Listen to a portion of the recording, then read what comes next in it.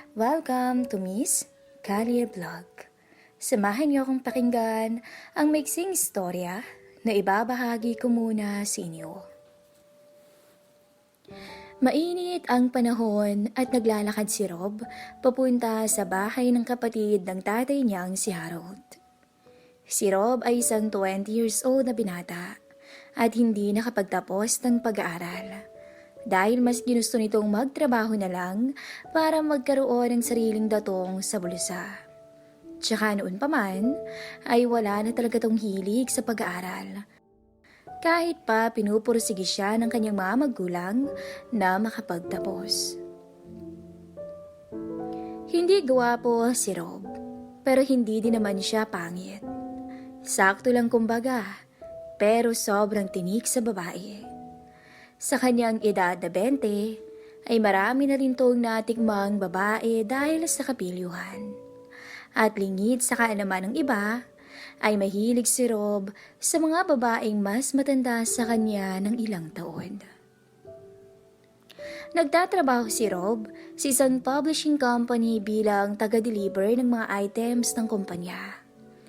At ang tito Harold naman niya ay isang 40 years old. May asawa na at isa sa mga boss ni Rob sa naturang kumpanya. Bandang 2:00 ng hapon, araw ng linggo, sinadya ni Rob na puntahan ang Uncle Harold niya. Middle class lamang ang uncle niya at hindi gaanong kalakihan ang bahay nito. Nag-doorbell si Rob sa gate at lumabas ang auntie niya na si Gretchen. Si Gretchen naman ay 33 years old at isang housewife. "O Rob, naparito ka?" tanong ni Gretchen. Auntie Greta, andyan ba si Uncle?" sagot naman ni Rob. "Oo, nandito. Halika, pasok ka." Aya ni Gretchen sa kanya. Pagpasok ni Rob ay nakita niya agad ang uncle niya na nakaupo sa sofa. "Oh, Robin, anong atin?" tanong ni Harold, sabay mano sa noo ni Rob sa kanya. Tito, sensya na pero pinapapunta ka raw sa opisina ni Sir Chris eh. Parang may pinapaayos raw sa outline ng piniprint na items ngayon." Medyo nag-aalala naman si Harold sa sinabi ng binata. "Ay, naku talaga. Yan talagang si Chris, hindi mapakiusapan. Linggong-linggo pinagtatrabaho pa ako. Noong Friday inayos ko na yun eh, kasi nga deadline na bukas. Tinatanong ko siya kung okay na. Ayaw akong pansinin. Tapos ngayon, mangungulit sa akin na dapat nagpapahinga ako. Buwisit talaga." Inis na reklamo ni Harold. "Honey, tama na yan. Baka tumaas lang yung presyon ng dugo mo eh. Sige na, puntahan mo na lang para maaga ka makabalik dito sa bahay." Pagpapakalma ni Gretchen kay Harold habang minamasahe ang likod ng asawa. Nagayos naman agad si Harold at lumabas.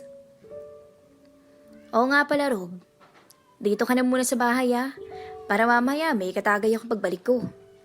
Pahabol pa ni Harold bago ito umalis. "Sige po Uncle, ako na pong bahala rito," sagot naman ni Rob. Paglabas ni Harold, tumingin si Rob kay Gretchen at nakangiti ito nagmakahulugan sa magandang misis ng kanyang tito. "O Rob, gusto mo ba ng kape?"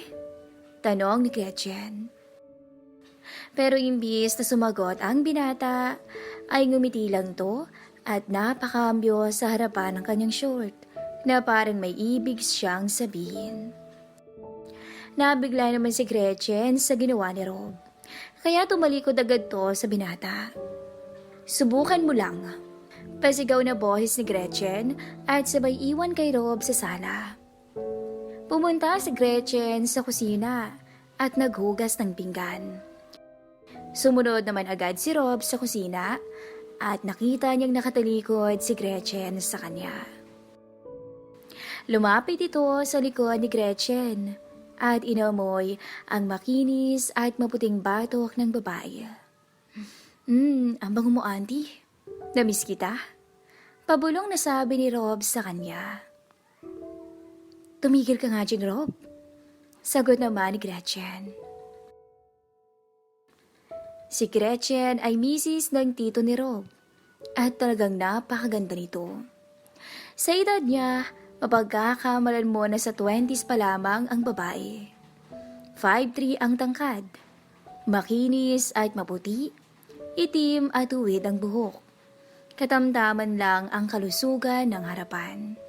Pero matindi ang apil niya sa mga kalalakihan dahil na rin sa ganda ng hugis ng katawan. Marunong din ito ang manamit.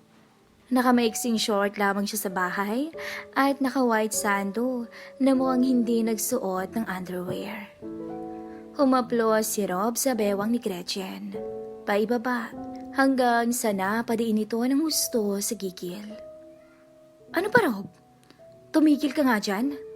Reklamo ni Gretchen. Wala naman si Uncle Harold, auntie. Namiss lang naman po kita. Wika ni Rob na patuloy pa rin sa kapiliwan. Hinawakan ni Gretchen ang kamay ni Rob at pilit tinatanggal sa kanyang katawan. Pero imbis na kumalma, ay umakap pa si Rob. Tsaka inabot ang puson ng magandang misis, pababa sa ilalim ng manipis na shorts ni Gretchen. Sandali, Rob, tumigil ka nga. Hindi na naituloy ni Gretchen ang sasabihin nang tuluyan ng nakuha ni Rob ang kiliti ng misis ng kanyang tito. Kahit ano pang pagpalag ang ginagawa ni Gretchen ay sadyang malakas si Rob. Unti-unti na rin siyang natatalo ng kanyang kahinaan sa kapilyuhan ng binata. At sa hindi maipaliwanag na dahilan ay napakagatlabi na lang bigla si Gretchen. At napatingala sa langit habang nakayakap sa kanyang likuran ang binata. Unti-unting lumuhod ang binata sa kanyang likuran. At sa puntong yun, ay kusang ibinukas ni Gretchen ang kanyang manghita para paunlakan ang nais gawin ni Rob. Sa puntong yun, tuluyan ang napasuko ni Rob, ang misis ng uncle niya. Binaba kaagad ni Rob ang shorts ni Gretchen. Nakahawak na lamang si Gretchen sa lababo, habang walang sawang pinagsasawaan siya ng pamangkin ng kanyang mister. Aminado si Gretchen na mahusay at walang kapaguran si Rob kumpara sa asawa niya. Para siyang hihimatayin ang oras na yun. Para siyang mababaliw sa kakaibang tinatamasa na kasalukuyang bumabalot sa kanyang pagkatao. Hindi kinaya ni Gretchen ang kapilyuhan ng binata, kaya kusa na itong tumugon at nakipagsabayan to sa lalaki na para bang tunay na asawa niya to, na handang ibigay ang lahat-lahat. Ngunit isang bagay ang ikinakabahala niya. Ayaw ni Gretchen na madisgrasya siya ng binata, kaya bago pa man ito maabot ang sukdulan, ay kumalas to sa lalaki. Sandali lang, Rob. Tinulak ng bahagya ni Gretchen ang binata, tsaka mabilis na lumuhod sa harapan nito. Sa puntong yun ay tuluyan nilang natugunan ang pangangailangan ng isa't isa. Ang hilig mong bata ka. Napangiti naman si Rob, sinabi ng kanyang tita Gretchen. Ang ganda at ang sexy mo po kasi, auntie eh. Pasensya na't di ko mapigilan. Napatingin si Gretchen sa ibaba ng binata. Nabangha to kay Rob, dahil parang hindi pa to kontento at kaya pa nitong umisa sa kanya ng oras na yon. Umupo si Rob sa isang silya at hinila pa roon si Gretchen. Tama nga si Gretchen, hindi pa nakokontento si Rob. Upo ka rito? Utos ni Rob. Umupo si Gretchen at sumamba paharap kay Rob. At muling napagagatlabi si Gretchen nang muli nitong isuko ang katawan at tangal sa binata. Inalalayan siya ni Rob hanggang tuluyang umuga ang silya na kinaroroonan nilang dalawa. Hanggang sa marinig na lang ni Gretchen ang pagbukas ng gate nila sa labas. Shit, andiyan ang Uncle Harold mo. Tatayo na sana si Gretchen nang pigilan siya ni Rob. Sandali lang, hindi pa ako tapos Sagot ni Rob ng oras na yun. Sagot ni Rob. Nang oras na yun, nakapasok na sa sala si Harold. Han? Nasaan ka? Tawag ni Harold.